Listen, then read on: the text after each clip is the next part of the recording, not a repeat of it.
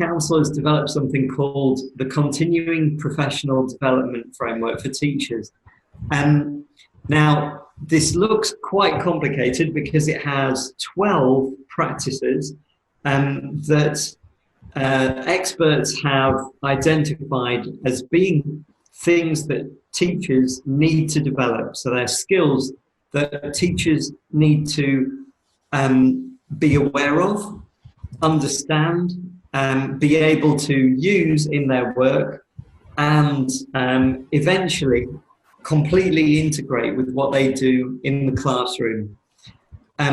So in our careers, I have taught myself, not for a while. I occasionally do training now, but like me, you might be able to remember when you started learning about skills and practices that teachers should do. And at first, you hear about these skills, but you don't really know much about them. So if you look at the top line where it says awareness, that's when you're at that stage. So you then go on to find out more about the skill and understand it better. So then that's when you see what the skill is and why you need it for your learners. So after understanding it, you work out how to put this to use with the students in the classroom. So that is the third stage, which is engagement on this diagram.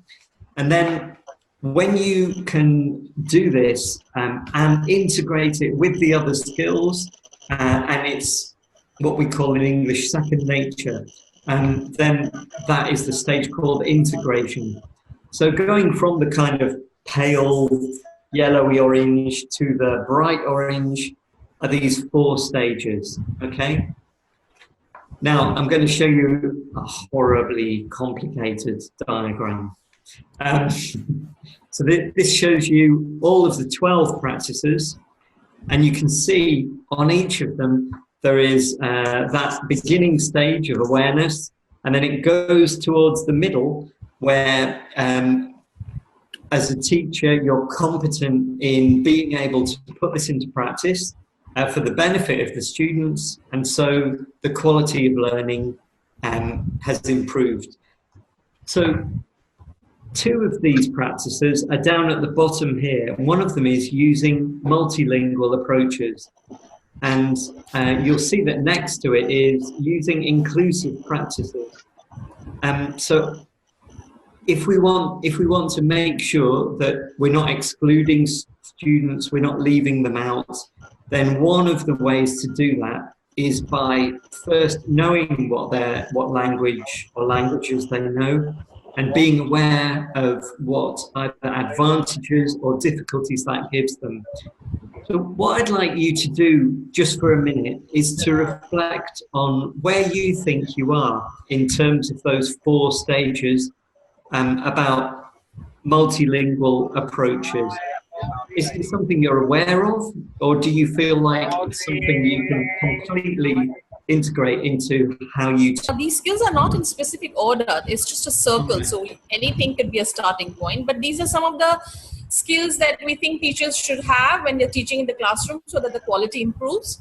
So as Andrew said, you move from level of awareness, but these are some of the skills that you need. So you need to know how to plan a lesson, you need to know you need to know your subject, whether it's English or history, you need to know the subject. So what is the depth at which you know your subject?